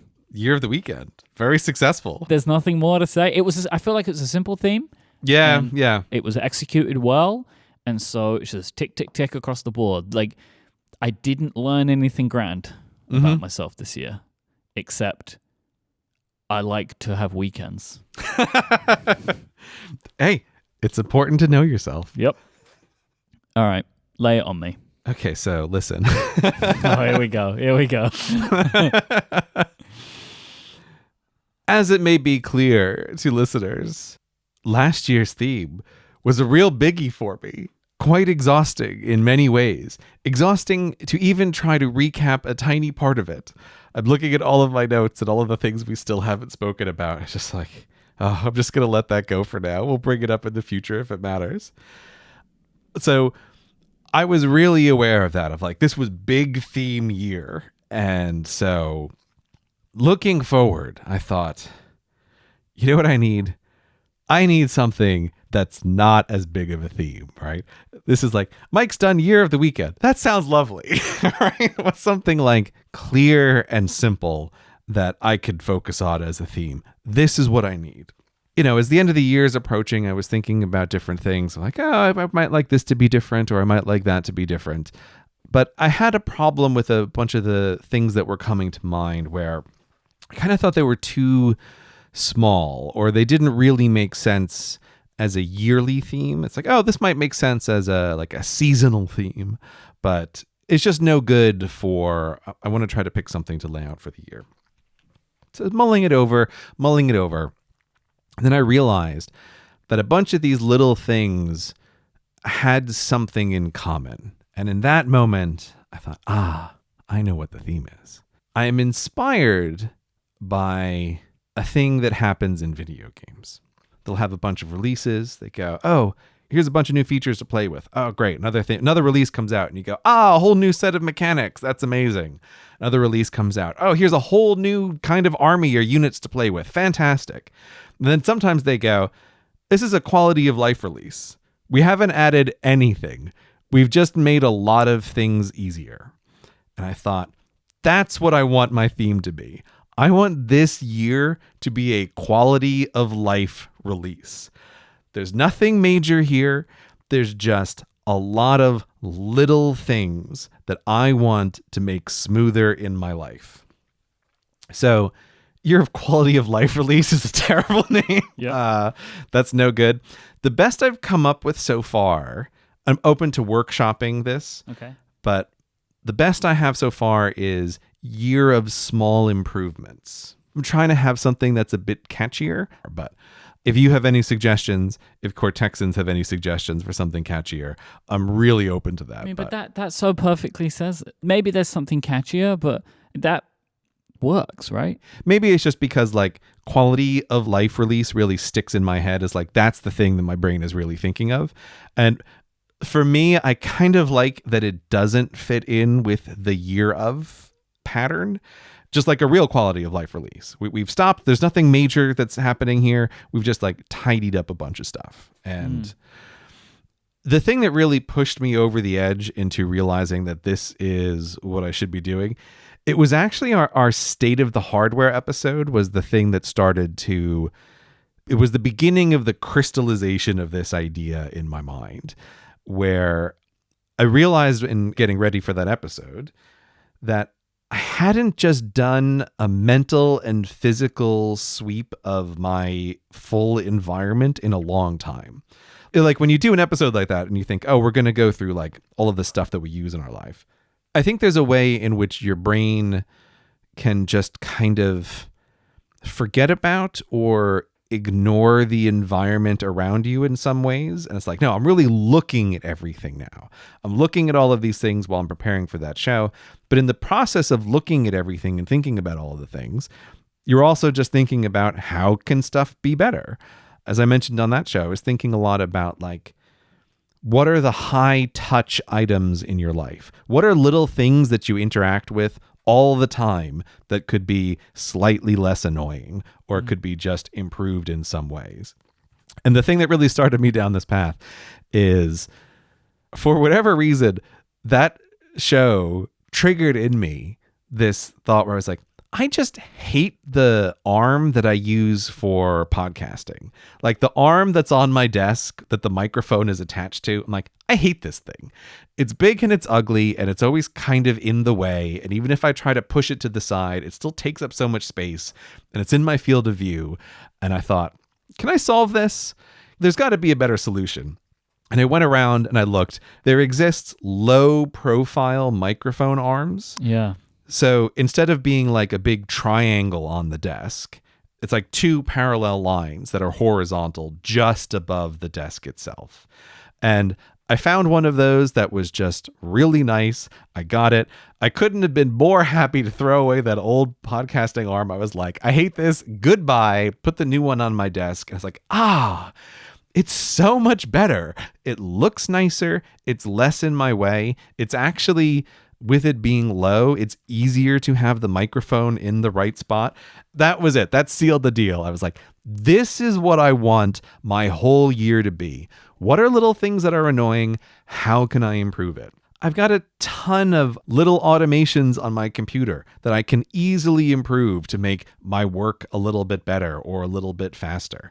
There's like so many tiny things. And I feel like I need to do a kind of full sweep of like lots of stuff in my life and think about the small ways that it can be better. Another one of the things, like the kind of example of the thing that I'm thinking about is partly because of the health improvements this year and partly because of doing a bunch of vacations. My wardrobe is now like sort of eclectic and I have a bunch of stuff that doesn't fit me, this is exactly the kind of thing. Quality of life. Sort out your closet, sort out your clothes, have all of the socks match, have all of the things be like stuff that you can actually wear now and things that you like. Just like go through it and take care of that. So that's the theme. I don't want to be thinking big, exhausting thoughts about the future of my career. No, I just want to be thinking about the things that are around me, the way I use my tools, and is there a way that I can make a small improvement to everything that I interact with? So, small improvements is great. Bug fixes. Could be year of bug fixes, but yeah, small improvements is I different. like small improvements. It's nicer. And quality of life, I think, is part of it, right? And that fits within it. But I do feel like small improvements is a theme name which could allow for some other stuff to fall into it later on in the year that you're not yet perceiving. That's also the trickiness is like, where can this be effective? I also, I kind of don't like quality of life in one way because I feel like it's a little too grand. Like that's not really what I'm going for. So yeah, maybe you're talking me into small improvements. Is bad, but it's what it means though, right? Like a quality of life improvement in a video game is pressing one button instead of two buttons, right? Yes. Like, it reduces that overhead. It reduces the frustrations that you don't even know are frustrating you.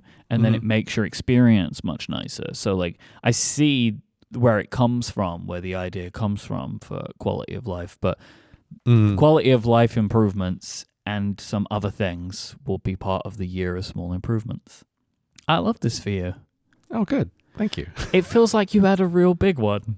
And what I will say is I think that our 23 and 24 is going to flip a bit. So my 2023 theme was very soft.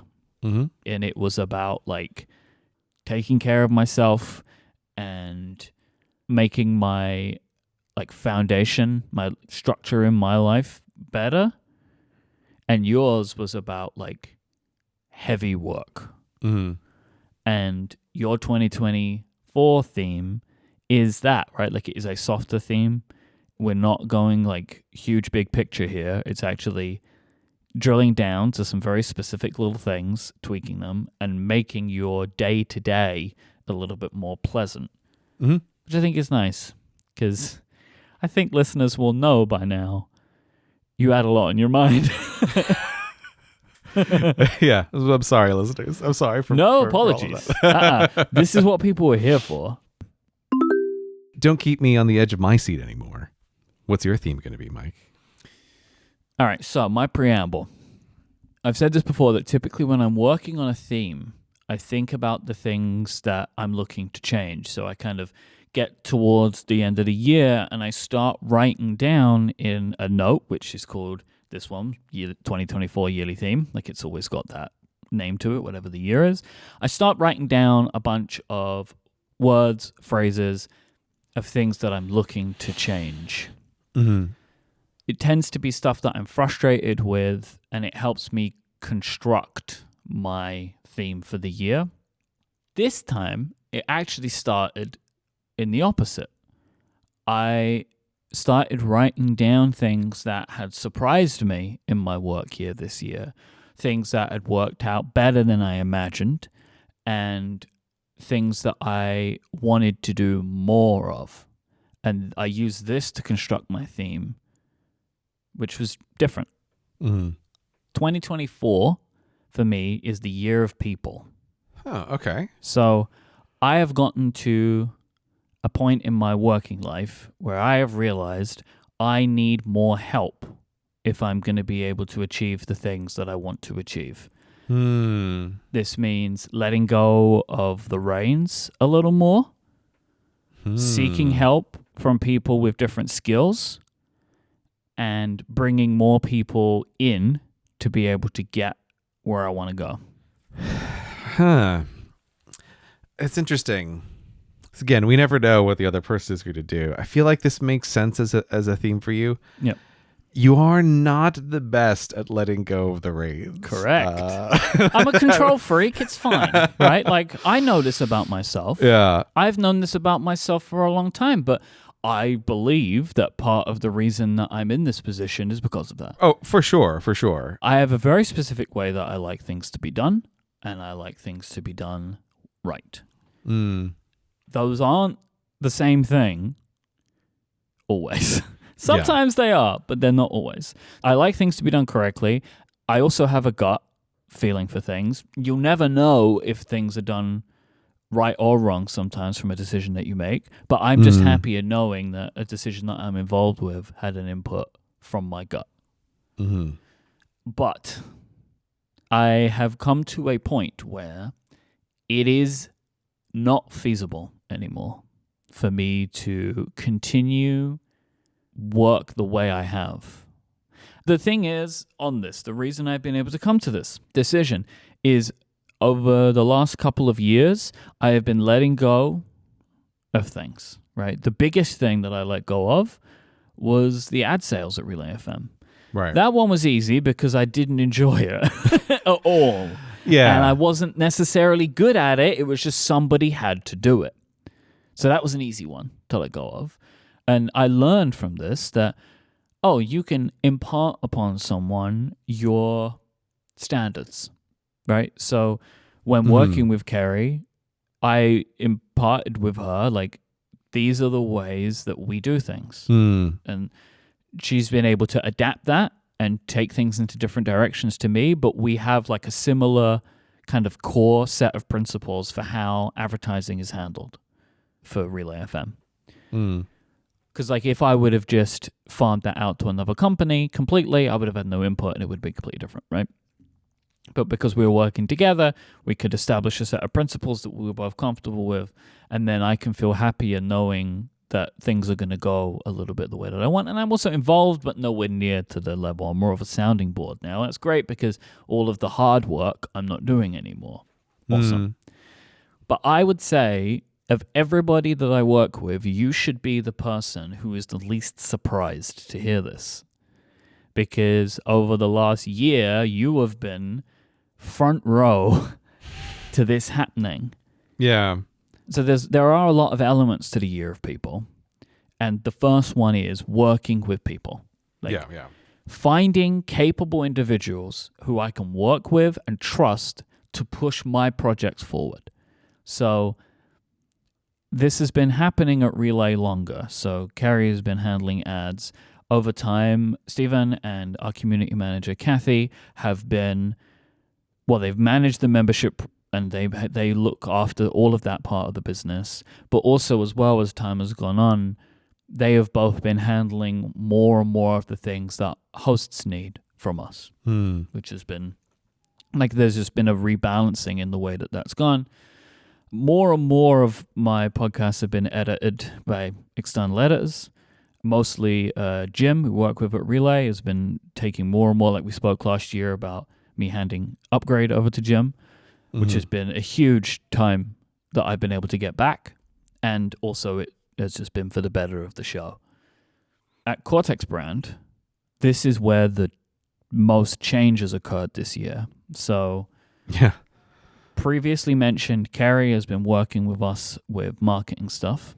We have a designer, David, who has established the feel of the brand more and more.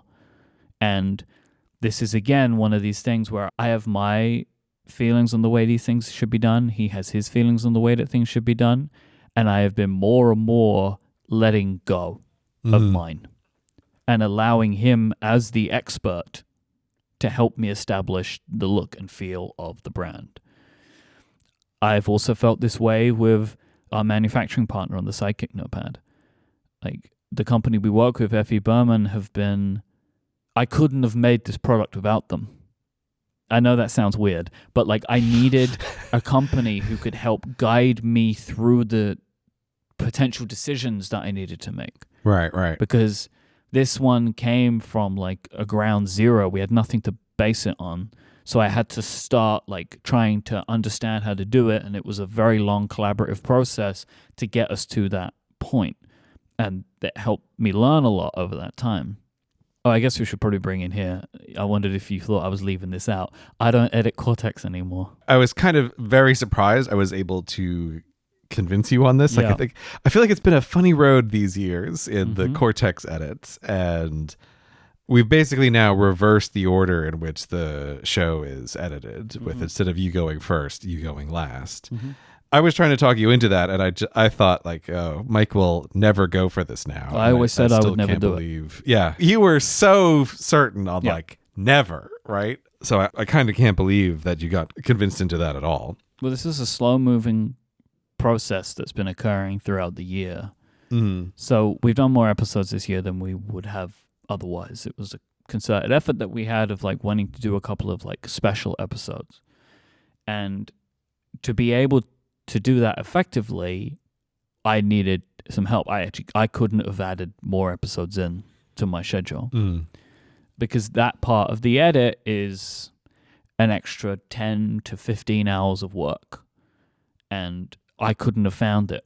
And basically the editor that we've been working with, he is really good, and all of the nerves that I had around it were taken away by the fact that it's someone who like knows the style of the show and has been able to replicate it very quickly. And of course you're in the middle before it comes to me. And so, you know, like, and that's how it always was. Like I would take first and last because I would like finish it off and post it, which I'm still doing. It's like I still have a hand in it. I still listen to the show before it goes up. And depending on the episode, I might still do a few more tweaks. But this decision was finalized halfway through the recording of State of the Apps. When we were 2 hours into the recording. Right. That's where this happened. That was the thing that finally pushed you over the edge. With only like half of the content done. And that's right. It's like, Myke, you're never going to get through this. I had a time crunch. I think I was traveling, maybe. Yeah, you were traveling. And I knew I wasn't going to be able to do it. And so at that point, it was like, well, just let go. If I'm going to have them edit the like the most listened episode of the year, why am I still holding on to this now? Yeah. So it has been let go. And again, I look at the time we've been recording for today. I'm really happy I'm not going to be taking the first pass on this edit, right? And so this is something I thought I would never do, but I have gotten to the point now where the way we record the show has internalized the way we produce the show. So there is like less content editing needed, I feel like, than there has been in the past. And it still goes through you and it still goes through me. And so I'm good. And now I get 10 hours a month back. So is the idea with your people that you're looking for more of that? Yeah. So there is a little bit extra to it as well. So like my wife Adina works on what we refer to as like special projects for us. So like we run things together in that way. And she is like the other person who I have that I can trust with like complex and unique tasks. And over the last year, I've been giving more and more stuff to people. One of the things that really solidified the idea in my mind of the Year of People is in Cortex brand of having Carrie and my new assistant and our designer, they all needed to work together on things. So like Carrie needs something for Instagram, so she'll talk to David to get that made. I'm like in Slack and can see them doing it. And it was like, there is work being done and I'm not involved. This is very good. Yes, it is. And I think it took me seeing it, which was the important part. Because this happens in my life all the time. My co-hosts on a show will plan a document together or whatever, but I'm coming into it and it's done.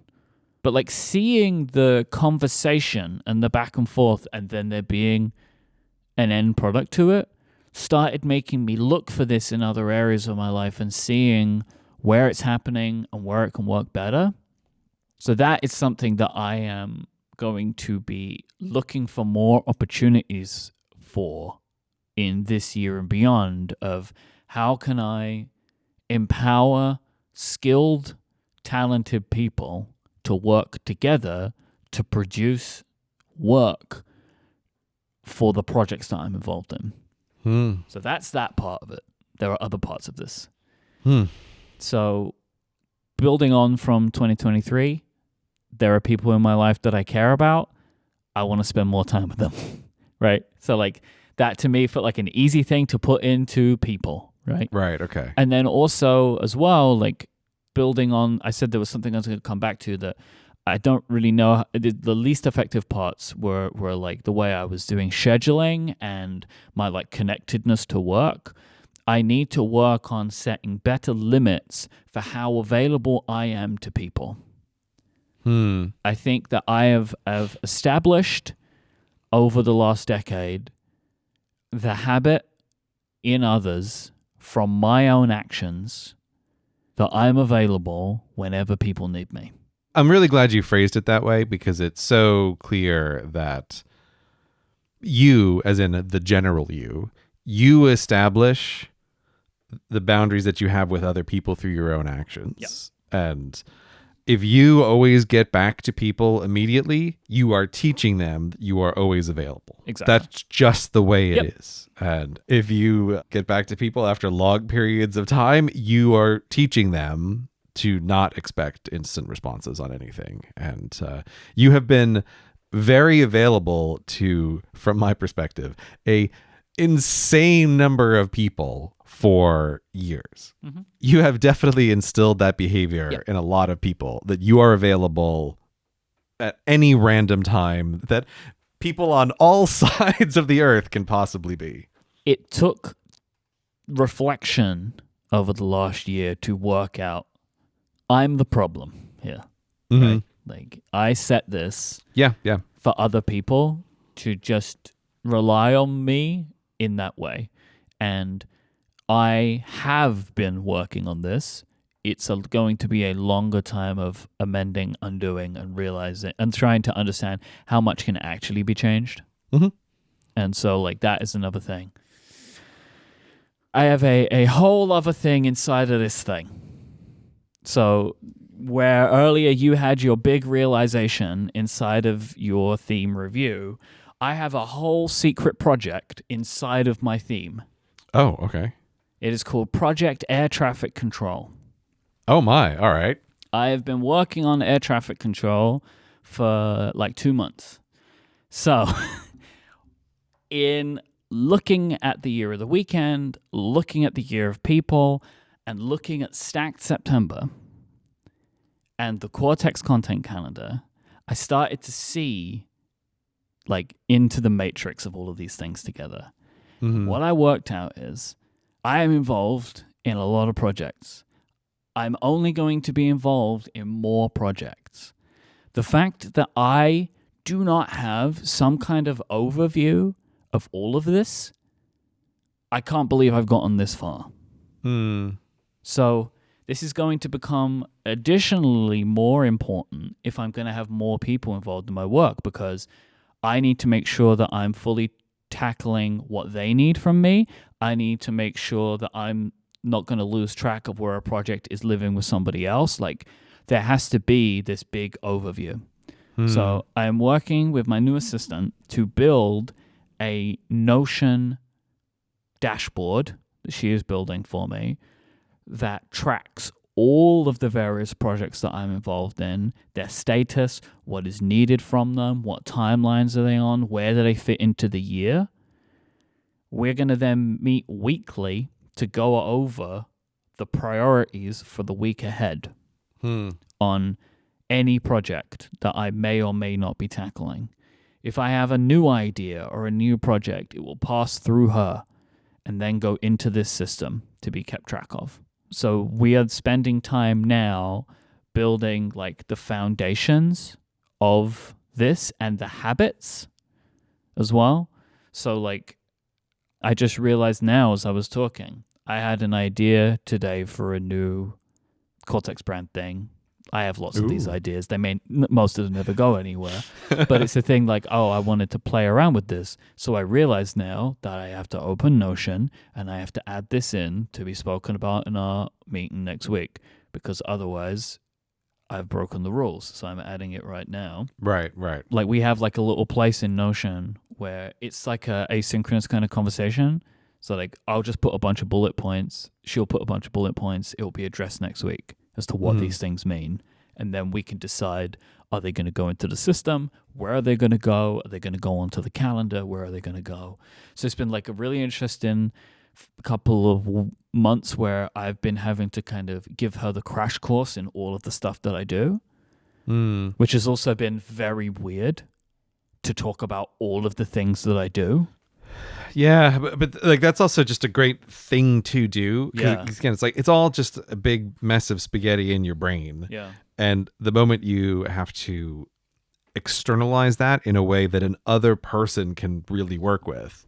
Yeah. I always find that that kind of thing just really helps straighten out a bunch of your own thoughts. Like, wait, what am I actually doing? What are all these projects? What things are really moving forward? And what are things I've just been vaguely thinking about for months? Yeah, that's a really good thing to do. So, like, yes, I mentioned this came out of the combo of the Cortex content calendar, which has been really great for planning out the show. And I was like, I should have one of these for my life. And this came after the end of Stack September, where basically what happened was there were too many big important things happening within a 60-day period that shouldn't have happened. There were decisions that should have been made before.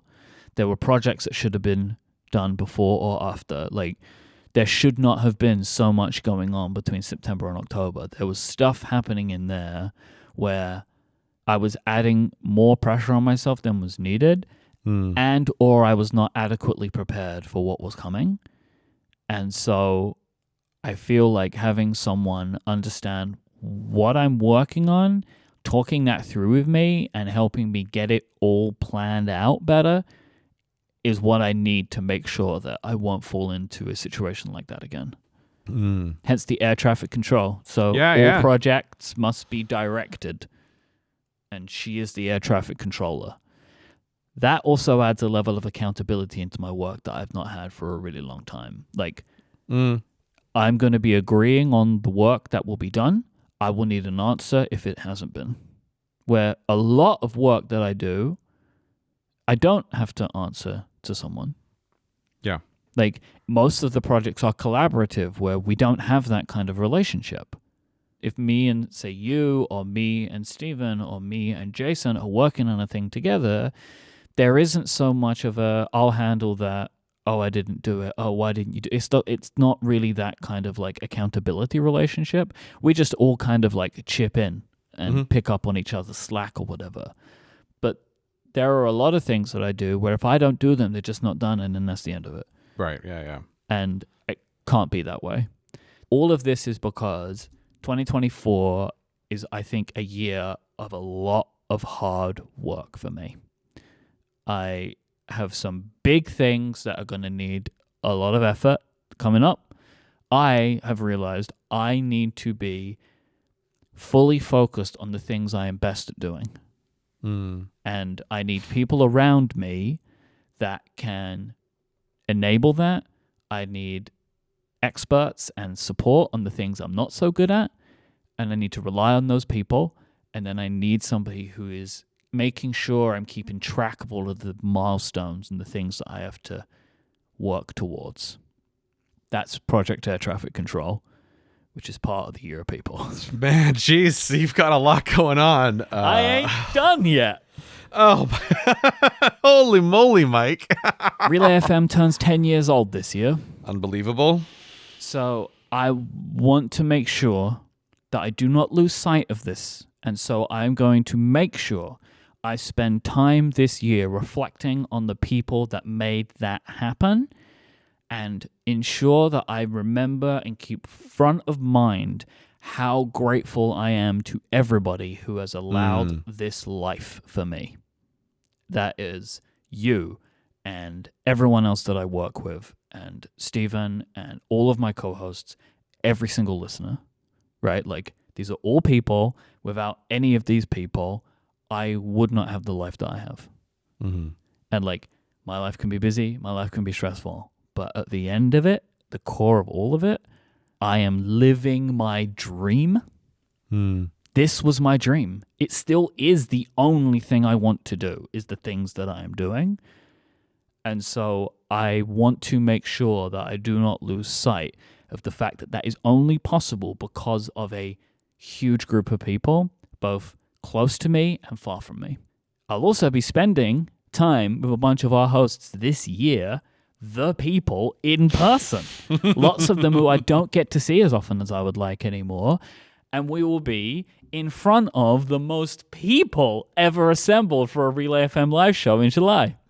There's so many levels to this There's theme. people everywhere. It turns out, Gray, there's loads of people on the planet, and I'm going to learn all of them. That's what I'm going for. I have one last thing. Yeah. Investing in people is a thing that I want to focus on this year, and that is about like empowering people around me to do the best work they can. That also includes me. We don't have time to get into this in more detail today, but next week I'm going to school. What? I'm going to college next week. What the are you talking about, Mike? I'm going on a product design course. Oh, yeah? At a college in London. It is a 5-day course, 10 to 4 each day for 5 days. It is a fundamentals in product design. So again, I'm very thankful for the people that I work with who are allowing me to do this after I just came back from a vacation last week. Uh-huh. Essentially where this is coming from is, I've found myself in the world of physical products, and there is a lot of fundamentals that I know I don't know. There's a lot of language that I don't know. There's a lot of terminology that I don't know. I am not fooling myself, right? Like, this is not a replacement for a 4-year university course, but the college that I've found offer lots of courses like this, and my plan is, if this one goes well and I enjoy the curriculum and it's a good experience, that I will take more and more of these to try and just give myself a better baseline when I'm talking to the professionals that I want to be working with about what things mean, what they don't mean. If people use certain terminology, which I've had to learn, like I've learned a lot of terminology about paper, but it's been difficult.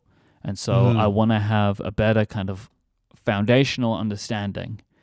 The reason this is such a strange thing for me is I last had any kind of education at the age of 18. I did not go to university. I never expected in my life that I would go back to any kind of education. But I found myself wanting to, which I'm also not sure I've ever wanted any kind of education in my life. Right. But this is a thing that I wanted to go and be in a classroom and learn from someone. And so that is my week next week, is going back to school. Boy, I just didn't have any idea like what you were going to tell me with going back to school. Yeah, I'm quitting, and I'm going to go get a majors in film studies, and I'll see you in 4 years. I'm taking an accountancy class, Yep. and I'm going to be a chartered accountant. Now's the time. I will be quite curious to see how you find that. Me too. You said it's every day for how long? It's 10 5 days? days. 5 days. Okay, it's 5 days. Basically, with this course, I could choose to have done it for like 12 weeks with, I think, like it was like a few hours once a week over Zoom, or go to a college for 5 days. And I was like, I know what I prefer. Oh, that's a no-brainer decision. Yeah, no, that's obviously the correct one. If I'm going to do this, I feel like I need to immerse myself in it. Yeah. But I've got my school bag. I've got a bunch of equipment I have to take. Do you have a lunchbox that you're going to take Apple with you? for teacher, the whole 9 yards. I have been so excited about this. I booked it like 3 months ago, and I'm very, very much looking forward to this experience. I have no idea what to expect. Like, this is one of those things where they're like, it's absolute basics. It's like, yeah, but is it though? Like, I guess we'll find out. You never know. Yeah, you never know. It's hard to tell. It's like, so I have no idea, like, what are the age of the other people that are going to be there? Yeah, you're going to be the mature student, Myke. Maybe. I don't know. Like, this is a later learning course, I guess. Right? Like, I have no idea. I really don't know. Like, I know how I found it, and I know that I paid for it, and I assume everybody else there has done the same. But, like, I don't know what I'm going to be going into, and I'm actually kind of excited about that. Oh man, my head is spinning from all these people. There's a lot of people out there. I can guarantee you I am never doing a year of people, but boy, does it sound good for you. Hey listener, if you are still here, if you have listened to all of this, you are obviously interested in yearly themes. You should do a yearly theme for yourself. There's so many ways that you can do this. As you've heard us talk about, it's flexible. You can make it work for you. But we have designed what we think is the best tool to facilitate a theme, and that is the Theme System Journal. The Theme System Journal is split into 3 sections. You have the yearly theme section, where you detail your yearly theme. You kind of write down what you've heard us talk about. You then have the journaling section. This is where you will spend time every day reflecting on how your day has been and how you've moved progress on your theme forward. The journal pages consist of 4 unlabeled boxes, allowing you to create your own structure. You can use more than 1 page for a day if you want to. This allows you to focus on the areas most important to you, and it is also adaptable throughout the year as your priorities change. So for example, my boxes, I write something good, something bad, I write down things that I'm grateful for, and I write down something I'm looking forward to. Midway through the year last year, I added the grateful part in. It used to be, what are you thinking about? But I decided I wanted to start writing what I was grateful for. The flexibility of the Theme System Journal allowed me to change that up. The final section is what we call the daily theme section. For this, we recommend that you consider some key areas that you want to focus on every day and then track your progress on them. For me, this is a mix of things. There are areas that have effect on my theme, but there are areas that are also, I have to move some progress forward in all of these as a baseline for my working life and personal life. So I track the following 10 things every day. Am I creating something? Am I moving a project forward? Am I generating revenue for my business? Am I working well with my team? Am I being a good husband? Am I being a good friend? Am I focusing on my health? Am I giving myself some free time? Am I ensuring that my day is structured well? And am I spending time thinking about home? I've added to this over time. I've mixed it around over time. And various themes have contributed to this. And you'll see that there are themes I've had in the past that have found their way into my daily theme section because they're things I still want to keep focus on. The Theme System Journal is a high-quality product. It is well-constructed with fantastic paper. It features perforated corners for keeping track of where you are in your journal. It is a joy to use every day. I use mine every single day. You can buy yours today at cortexbrand.com. You can buy them as single purchase, or you can also subscribe, and we will send you a journal automatically every 3 months. You get a discount for doing so, and I will say, a subscription is a commitment to your theme. If you want any more information about the Theme System Journal, you can go to themesystem.com, where we go into more detail and provide more kind of illustrations and stuff for you to see. But you can buy yours today at cortexbrand.com. And if you are at this point in the show and you're like, I want to do this, but I'm not sure of what my first theme should be, on the Cortex Brand Instagram account, we are at Cortex Brand. We are going to be doing the 12 days of themes from January 1st. Every day for 12 days, we're going to be sharing an example of a theme that you might want to pick up with some little tips and tricks as to how you could make it work for you throughout the year. We are at Cortex Brand on Instagram. Get your Theme System Journal today at cortexbrand.com.